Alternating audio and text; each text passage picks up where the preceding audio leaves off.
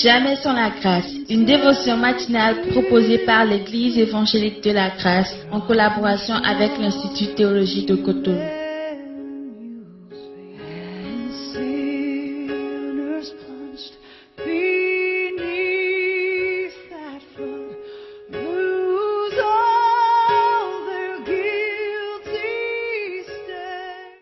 Bonjour chers amis, chers internautes, une nouvelle journée, encore une nouvelle provision. Bienvenue dans la pensée du jour. Précieux Jésus, merci de nous visiter ce matin encore une fois, à cause de qui tu es pour nous. Merci Jésus. Amen. Donc, chers amis, comme vous pouvez le constater, pendant ces quelques semaines, nous avions eu du plaisir à écouter les partenaires de cette émission Jamais sans la grâce, et c'était vraiment un plaisir. Et donc, nous continuons aussi par prier pour nous, pour que nous puissions donner le meilleur de nous-mêmes, que nous constituions aussi une provision pour tous ceux qui nous entendent.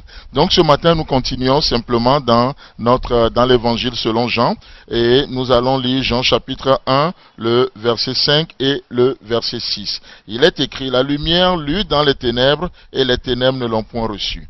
Le verset 6 qui fera l'objet de notre méditation: il eut un homme envoyé de Dieu. Son nom était Jean. Amen.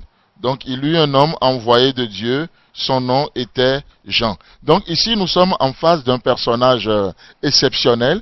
La Bible nous présente un homme exceptionnel. Exceptionnel dans quel sens? Exceptionnel par sa conception, exceptionnel dans son ministère, exceptionnel dans tout ce que Dieu appelle ou en tout cas a fait de cet homme. Vous n'êtes pas sans savoir que tout comme dans nos coutumes africaines, qu'est-ce qui se passe chez les Juifs? Le nom que nous portons, ou le nom en tout cas qui est donné aux enfants, est communicateur d'un message. Le nom est toujours porteur d'un message. C'est pas comme chez nous, parfois dans certaines traditions, l'enfant est né un lundi, du coup il y a un nom qui va avec. Il est né un mardi, il y a un nom qui va avec. Non, je crois que c'est la forme la plus simplifiée de nommer les gens. Mais vous savez quoi? Il y a plus que ça. Et ça, nous le voyons dès le commencement même. Dieu finit de tout créer et il crée l'homme à la dernière position, et Dieu va amener l'homme et il va lui confier une responsabilité, celle de donner un nom à tout ce que Dieu a créé. Et Dieu dit à l'homme: on va appeler les choses du nom que tu vas leur donner.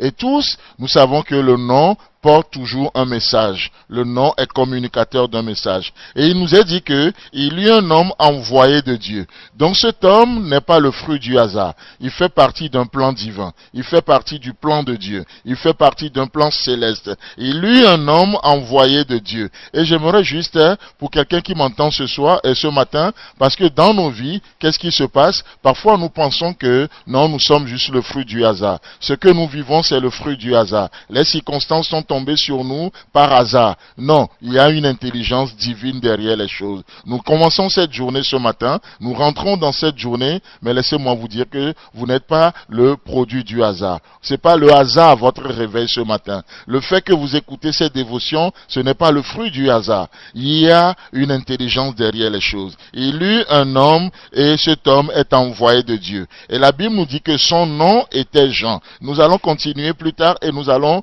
voir qu'est-ce que cela implique pour nous. Mais vous savez, le nom communique toujours un message. Quel nom allez-vous donner à cette journée? Et le nom communique trois messages principaux. Lorsque vous entendez le nom d'une personne, le nom communique le but à atteindre. En tout cas, lorsque les parents, ou du moins on donne un nom à la personne, dans le nom, nous identifions le but de la personne. C'est pourquoi Jésus est venu sur la terre avec un but. Et le but, c'est quoi? C'est de sauver l'humanité. Ainsi, Christ sera appelé le Sauveur. Et tous, nous le connaissons sous ce nom, Christ le Sauveur. Et ce nom Sauveur, cela nous montre le but pour lequel il est venu. Et deuxième chose que le nom communique la destinée. La destinée. D'accord? C'est très important. On donne un nom et le nom communique une destinée. Et c'est la même chose aussi avec notre Seigneur Jésus-Christ. Il est venu, on l'a appelé le Sauveur.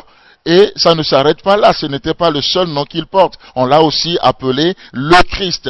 Et le Christ, ça veut dire quoi? C'est le Messie, celui qui a été promis de Dieu.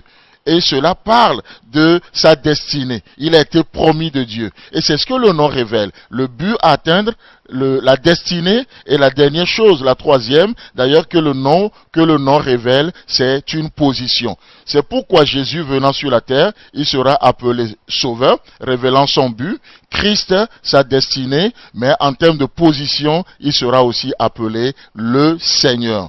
Voilà les trois choses que le nom implique. Chers amis, chers internautes, quel nom donnez-vous à cette journée?